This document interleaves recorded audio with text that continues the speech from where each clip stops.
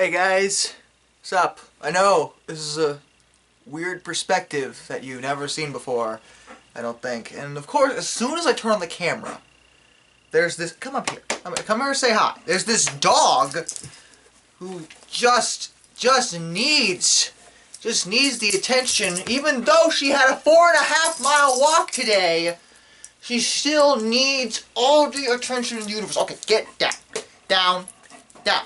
That's not down. That's just sitting. There you go. Good. You happy now? Anyway, this video will be ridiculously unedited because I can't edit anything right now. Before I get started, I will explain to most of you, because there's been questions, as to where the fuck I have been. And the answer is my computer, well, I was about to say my computer broke, but the more accurate statement is that you are not going to do the squeaky toy thing right now. You are. The more accurate statement would be that I broke my computer because I'm a genius. I was installing a new video card because it was acting up, and I thought it was the video card going. So I was trying to install a new one, and I broke the motherboard. Basically, it's a long story, and I don't want to talk about it. So, yeah, that was great. So that's where I've been, basically. I haven't been able to really do much when it comes to making videos because I didn't have a proper computer. I have my laptop still. That's here. So I could do, you know, basic things like view YouTube and respond to comments and be on Facebook and, you know, and stuff like that. But I can't make any videos. I mean, I'm making this one. You're like, oh, you're making it. Yeah, but I can't edit anything. Because I could probably, you know, install Vegas on my laptop and have that and be able to go through and frickin' edit a video. The problem with my laptop is that it's older, and it probably would not be able to handle the kind of rendering that I do, at least not in a reliable fashion. It would strain the system, and the last time I tried to do it with it, it crashed. I had to reformat the whole thing. I can't risk that right now, because I need a computer for, you know, basic necessities at the moment. You know, like email and stuff. I can't afford to risk that. But it's okay. I have everything under control, sort of. I decided to take a bunch of savings money that I had stored away because, you know, I wanted to do something else with it, but, you know, it's okay. Christmas is coming. It's fine. I have plenty of money, you know, for that. It's okay. I'm fine. You know, I'm okay. But I decided to take some of my extra money and put it into actually building a computer, which not only would technically be cheaper, sort of, but it would probably be more reliable. And then I'd know what was in it, and I'd be able to replace the parts as needed in case something like this would ever happen again. I've been putting off doing that for like 3 years. You know, and like, I've been through like 3 computers, so I can't be hemorrhaging money. Because, you know, I keep buying Best Buy bullshit that I just modify, and then it breaks in a year. That's not gonna work anymore. So I invested in, you know, a proper, you know, built computer, okay motherboard. I actually pulled the processor out of my old computer. My room is a fucking mess right now, and it has been for 2 weeks because there's computer parts everywhere. Because a lot of what went into this was stuff I already had. I didn't have to buy that much. So I have this sort of Frankenstein's monster of a computer right now, new tower, everything. Put in an old power supply that I've had for years. It's 600 watts. It's fine. But long story short, the reason why it's not working yet is because something is wrong. Because of course something went wrong. When I finally got it together and tried to turn it on, there's no power to anything.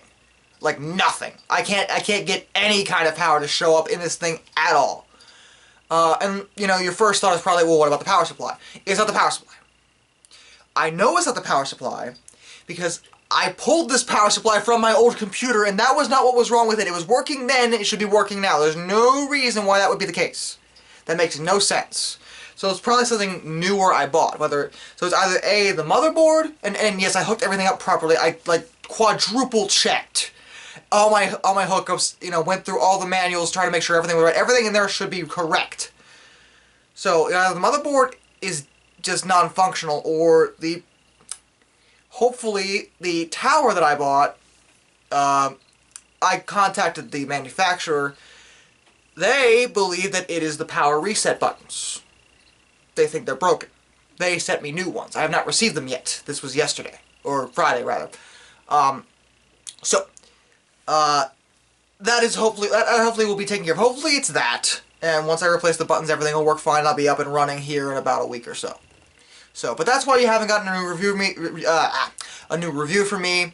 That's why you haven't seen, you know, the Sonic 06 Let's Play continue. That's why there's no Darkness Answered or Fanfic Nightmares. In fact, Fanfic Nightmares was recorded. It's sitting on one of these two hard drives from my old computer that I have sitting right here.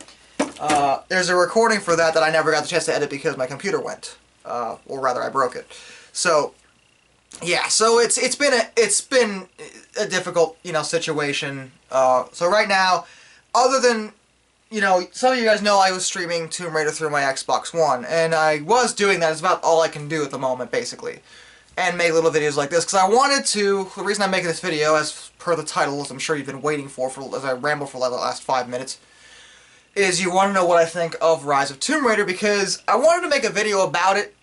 I'm kind of the Tomb Raider guy, you know, to a certain extent. You know, people come for me for Sonic and Tomb Raider. And the Tomb Raider retrospective is one of the best things I ever did. It's actually one of my favorite things I ever did. I have no regrets about, you know, how I handled that or what I did with it. And I'm so happy that people actually know me because of it. I attracted a bit of a smaller following just based on that retrospective. Which actually means a lot, because Tomb Raider is a big part of, you know, my childhood to a certain degree. I mean, that's my series. So, I can't make a proper review of Rise of Tomb Raider, and I actually had no plans to do it because I already said that all the reviews from now on until they're done are reviews that I owe people. Like, every single one of them. No one ever requested Rise of Tomb Raider, so I'm not going to do a proper review of it, but what I can do is tell you what I think of it and do this little, you know, spiel. That way you know what I think of the game. It is sitting right here. I had it reserved and everything. I also have Halo 5 over here. No, that's a Master Chief Collection. Halo 5 is underneath it. Halo 5 is good too. But what do I think of Rise of Tomb Raider? Because I was a bit worried about this one, because it seemed like they were... Okay, the first reboot game was supposed to be her origins, right? Great, fine. Then why are you making a second game that's also about her fucking origins? That was my first thought when I heard the title and the concept. I was like, you're still telling how she became Tomb Raider. I thought we already did that. I don't know. But after playing the game, I can assure you, if you're still skeptical, the game is fantastic. I am very happy with Crystal Dynamics. They are probably one of my favorite developers ever, because they never fail to make me happy when it comes to the games they make. Even when it's the game that a lot of other people like my favorite Tomb Raider game is still to this day Underworld. And nobody else likes Underworld but me. But I still love that game. And I love Crystal Dynamics and everything they do when it comes to this franchise, because they know what the hell they're doing. Rise of Tomb Raider is... I'm trying to think about how to compare it to the other games. And the other one I can compare it to is the other reboot game, because it's the same concept, and it is very similar to that game. It's taking what they did with that game and making it better, which is what you're supposed to do with a sequel. Tomb Raider is very good about doing that, as a series as a whole, typically, unless you count Angel of Darkness, which we don't talk about. So the game, I'm trying to think of what again. I'll start with graphics and sound. The game's beautiful. The game, if you get it on Xbox One, or you're going to wait to get it on PS4, PC, whatever, if you're playing it on a next-gen platform, this is a real next-gen experience visually. The game looks beautiful. I don't think there's any other game that I've played so far in the new generation that comes... that achieves its level of just graphical beauty. Like, there was actually a visual difference. So that's great. Sound is, again, really good. Voice acting's fine. Music is, you know, fitting with the new theme and what they got going on. So if you like the music from the first reboot game, you're gonna like this one. Gameplay-wise, it plays extremely similar to the first reboot game, as I said. However, there's a few changes that make me way happier with this one. Because one of my biggest issues with the first reboot game, the one thing I did mention, was that there was a lot of combat. A lot of combat. Like, almost, it was leaning towards Uncharted levels of combat, which annoyed me, because, like, the reason I don't like Uncharted as a series very much. Because it's just about, oh, it's just like Tomb Raider. No, because Tomb Raider involved plenty of puzzles, and Uncharted is nothing but cover-based shooting, basically. And the first reboot game was a little bit like that. It had a lot of cover-based shooting. The puzzles were there, but it was overwhelmed by all this combat. This game, first of all, combat is maybe 30% of the game. Tops. The rest of it is nothing but puzzling and platforming, which is fantastic. That's exactly what I expect. That is the proper ratio of combat to everything else about Tomb Raider that I expect from a Tomb Raider game. So they nailed that. But the other thing is that combat is sometimes even an optional thing, because there's actually a pretty big focus on stealth, especially early on in the game. Because unlike the first reboot game where you could fight enemies from the get-go without much of a problem, these enemies will fuck you up if you're not prepared. And I know the first engagement that I discovered, I was unequipped for, basically, and I died, which I was unexpected, because, you know, that's not something you see very often. Typically, the first engagement is like, well, we'll fight him. Well, no, there's a stealth focus here, and not like the single stealth segment in the first reboot game that was forced on you. This is an option, but it's handled a lot better because it's not just a set path. You can, you know, move around, and the stealth kills are great. In fact, I think I killed plenty of enemies just from sneaking up behind them. There's such a big focus on that, and it works really well. It makes it feel like it makes the situation feel more realistic because, you know, Lara running through, storming through, and just destroying everything in her path, like in the first reboot game. Really, when you put any amount of thought into it, never made any goddamn sense. And she does that again in this game on a few parts, but it makes a little bit more sense here because you build up to that point. And you don't really get to be doing that all the time. And it really only happens when she gets way more equipped. And in fact, I will say that towards the end of the game, if you're not playing on a harder difficulty, once you get certain items and equipment and weapons, you basically become hell on earth. And you just mow down everything, especially when you get the abilities that let you become resistant to bullets and gunfire and any kind of attacks or explosion damage. I mean, you just destroy these guys towards the end of the game, especially in the post game. But building up to that felt more real, and I liked that. The puzzles are fantastic, actually. There were some really good puzzles where I actually had to like sit there like, wait, what do I do? Like, and I don't really get, that doesn't happen to me very much anymore. I'm trying to think of the last time that happened. And I think it was Underworld. Was the last time I played a game where I was like, wait, what? And I had to sit there and look around and try to figure out what the hell to do, which is exactly, again, what I expect out of Tomb Raider. I should be, during these puzzles, I should be looking around trying to figure it out. A lot of the puzzles actually wound up having very simple solutions, but in order to figure out that solution, you had to do some digging and you had to use your brain. The game does not hold your hand very much in terms of figuring out where to go and what to do, and I like that. There are waypoints, sure, and to do the main story, you know, the path is very clearly defined for you. There's always the objective marker. There's always a way to just get through the main game without a problem and, you know, without thinking about it. But if you want to do the side questing, especially the optional tombs, you gotta do some digging and look around. The game does offer some guidance. It's not just throw you to the wolves and let you fend for yourself. The map system is very good. And if you find the actual map on each area, it'll point out every single friggin' collectible on the map. So you'll be able to find everything. Which I complain about, but you know what? First of all, you have to find the map. It's like in Zelda, where you have to, you know, find the damn thing. Two, actually, it's the compass in Zelda, I think, does this. But, whatever. But for two, the maps are so big that even if you have it marked, it's still hard to find things sometimes. And actually, inside the optional tombs, there is no map. You can't actually see your surroundings, so you still have to think regardless. Which is a nice way of handling it. There's enough hand-holding to keep you going without getting players too confused, but not enough that it feels like the game is insulting my intelligence. That being said, there is a little... I did mind the fact that it does basically tell you when you solve the puzzle with a little sound cue. It's like, yeah, you did this. But to be fair, thinking about it now when I say it out loud, I realize the old games did that. When you found a secret or something, there was a little sound cue letting you know that you did it. So I guess I really can't complain about that, now can I? And that's a really dumb complaint anyway. What am I thinking?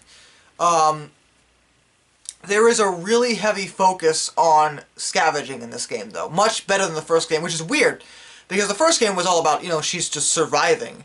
This game, she, was supposed to go there and, I mean, there is a survival aspect a little bit, but it's not as heavy in the plot, and but at the same time, the actual mechanics are more about surviving, because a lot of the things that you had by default in the first game have to be created or forged by, the local flora and fauna that you find, the items that you collect, whether it be, like finding gunpowder. I don't think it's called gunpowder, but it's some kind of explosive ore, so, something to that effect.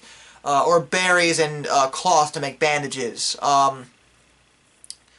Or actually, cloth is used for, like, fucking everything. Animal hide to make new satchels for bullets and stuff like that. For example, flaming arrows. When you got flaming arrows in the first game, you could use them by default. They were just the basic thing you did all the time. Here, you have to manufacture the fuel for that. You can run out very quickly, in fact. So you can't just go around flaming arrow everything, because you will run out of resources. You have to keep track of this. Same thing can be said for the explosive arrows that you can make.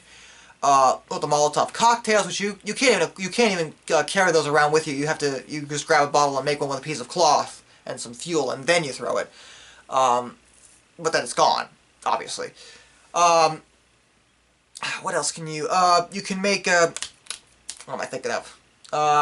Well, poison arrows. I was thinking of the frickin' they call it dragon's breath, but the incendiary shotgun shells, that I thought was so stupid in the first game because it's just absurd. You can make those. Those can be made. But again, it's not a default thing the weapon can do. In fact, I don't think I used them once in my playthrough because you have to manufacture them and I was trying to save my resources for something else. These are things you have to consider in this game. You can't just become, I am become death all the time. Because you have resources to worry about. That being said, the game often gives you enough in front of you, like the Molotov cocktails. There's always seem to be bottles lying around to make those, where you can just make one in the middle of combat and throw it. And fire is, again, a very important part of Lara's combat system. That's always got me about the first game. Because, like, in the first game, it was funny, because she felt really bad when she first killed somebody, because, she felt sick. It's like, oh my god, I killed that guy, and then all of a sudden she gets fire, and she's like, burn! Like in everyone. And it's even more clear in this game. There's an even more jarring moment. I'll just tell you. I won't tell you exactly the context, but she's going down into the catacombs of an area, and she runs into a bunch of soldiers, and they're all burned by something. You don't know what at this point yet. But she's like, oh my god, this is so terrible. Because they're all burned. And then immediately, you run into combat and there's fucking bottles for Molotov cocktails. And yes, I made some and burned all the enemies. So it's like, oh, it's so terrible until I do it. And then it's like, welcome to the world of fire. It's kind of funny. From a combat perspective, the game works really well, and from the resource collecting perspective, there's more thought gone into this game to make it seem more from a realistic perspective and to encourage the player to think about their tactics more. You can't just mow down everything. You have to consider. And in fact, the enemy AI is a bit smarter, so you have to worry about that too. They'll actually know when you run out of ammo. The gun will click and they'll charge. They'll know. Which is something they probably took from Last of Us. I think Last of Us was the first game where people were like, oh my god, look, the enemies are so smart, they know when you run out of ammo. Although now I think about it, frickin' I Am Alive did the same thing, but less, it was more, wooden, I think is the word I'm looking for with that, because it was always this, they always reacted the same, whereas in Last of Us and this game, they're more refined, they're more unpredictable, which is good. That being said, the plot is pretty decent. There were a lot of unanswered questions, but they're obviously branching out for a sequel hook, so, fair enough. But it was probably about as interesting as the first game's plot. The collectibles really make it more immersive because, most of them tell the story around you, with the manuscripts you find you have to read. An interesting choice they made, the optional toons actually grant you skills that you wouldn't otherwise get. Which is odd, because in the first game, the optional toons, what did they give you? I thought they just gave you artifacts, didn't they? If memory serves correctly. But But in this one, it's actually a pretty clearly defined skill that you get from finding a manuscript, or a codex rather, and you read it. It's like a ancient arrow, lets you shoot like 2 arrows at the same time or some shit, or in rapid succession, which is a pretty useful ability to be fair. The bow again is back because the bow was a big part of the first game, and that's actually a pretty fun mechanic because I actually used the bow more in combat. I used mainly it in the shotgun because the bow is nice for range, but when they get up close, the shotgun is just ridiculous. The shotgun was very strong throughout the entirety of the game because it always knocked off armor. It usually killed in 1 or 2 hits. It was the best weapon for me, but you got to worry about ammo. You had to pick up ammo, which was weird because when I was fighting the no, I'm not going to tell you that. That's a flaw, but that's a spoiler, so I don't want to do that. Speaking of flaws, you're probably wondering if there's anything wrong with the game, anything I should know that you might not like. And I think, how do I explain this? It can grind a little bit sometimes. The pacing is a little weird when it comes to the story. And I know I said you can, clearly go do things and that your objective is always clearly defined, but there are side missions too, which is an odd choice. And they're optional, sure, but you really want to do so you get new abilities. But I don't know how I felt about that. I guess I just don't like the idea of an open world in a Tomb Raider game. It just doesn't feel right to me. So you might feel like the pacing in the game's a little lax. It's not bad, but it feels like the plot skids to a halt at one point, and then eventually gets back on track. And it's like, okay, thank you. But yeah, and there were a couple cliche moments, like really, like okay, the gunfire couldn't break the window, but Lara Croft with a fire extinguisher, that's fine. There's no context to that, so that's not a spoiler. But when it happens, you'll probably be like, the fuck? Like, what? That doesn't make any friggin' sense. There are a couple times like that. Man, does new Lara Croft not break fucking everything she touches? Like, Jesus Christ. Like, because there's a lot more of those moments where there's, things collapsing and you're running through, collapsing barrier, which are all always awesome, but I'm just like, every time you go in a tomb, you do this. Like, why would they send you? Why would you go anywhere? Like all the history that's been lost because you broke everything. That was a running joke during my Let's Play of it on the stream. But it's actual game flaws. Right now, there is one game flaw that I really want you to know about because it happened to me. It's mostly a problem towards the last 0.5% of the goddamn game. It happened right at the tail end all the friggin' time. And it only happened once mid-game randomly and never happened again until the end of the game where it happened every single engagement and I have no idea what the hell's causing it. But enemies will vanish on you. I think they'll actually fall through the floor is what was happening. I don't know why this was happening, but during the last, very, very, very, very last bit of the final act of the game, this kept happening on a fairly consistent basis, where enemies would just vanish. And it wasn't a big deal, because you could run past a lot of the enemies, and once they were on the wall, they couldn't hurt you anyway. So it didn't matter until I got to the final boss, and he did it! And then I was like, fuck! So I had to reload my checkpoint, and he didn't do it again. But that's the thing, they're very... That's the thing I can clearly see them patching within the next couple weeks or so, maybe a month. Playing the Xbox One version, obviously, so you might want to just think about that when you get to it. It's not a big deal to me, because I know it's one glitch. Just one. And it didn't cripple the game. I could play it still, and I got through it, and it was like 10 minutes of the game that was a little weird. So I don't really... It's not like Ninja Gaiden 2 levels, where the entire game was fucked up. This is just that one bit. So that's something to think about, though, before you buy. You might want to wait a month, for them to patch that thing, or if you're not worried about it. Like I said, it's still playable, and it's only it's only the tail end of the game. So it's like, in such an expansive game, I expect some flaws, and I bought it on release, obviously, so I can understand that. Because again, not a game breaker. So, but it's still a flaw, and I feel like you should know about it. But other than that, I am actually thrilled with the way Crystal Dynamics has handled this game. I I'd be a liar if I said I was, you know, altogether happy, because I really, really miss the old canon. I do. I liked Underworld. I liked Legend. I liked Anniversary. I liked what they were doing before. I don't think a reboot was very necessary, but I like how they've been handling it so far, and whether or not you're going to wait for it to become released on the PS4 or the PC, or whether or not you're going to get it right now on the Xbox One or the 360, I think it's worth a buy.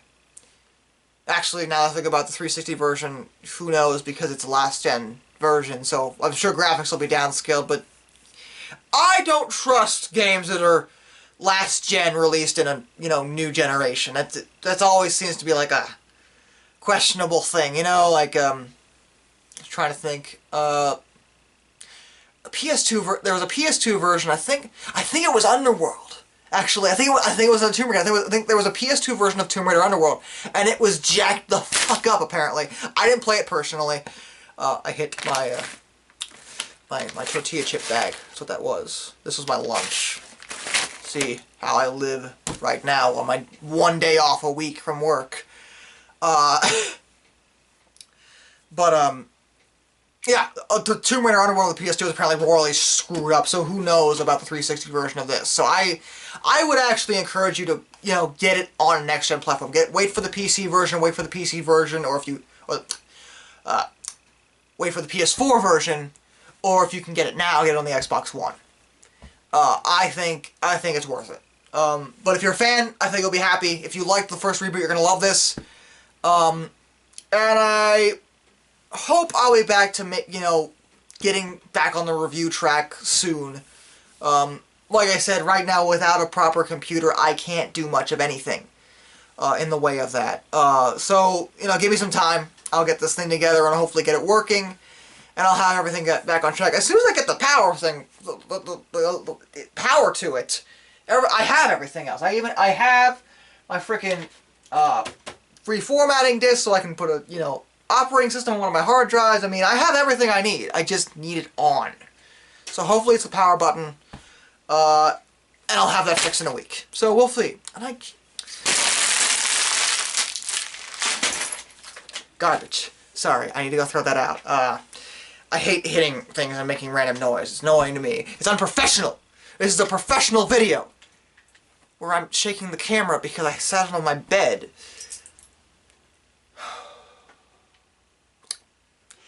Till next time, this is Darkness, and I bid you all a fond farewell.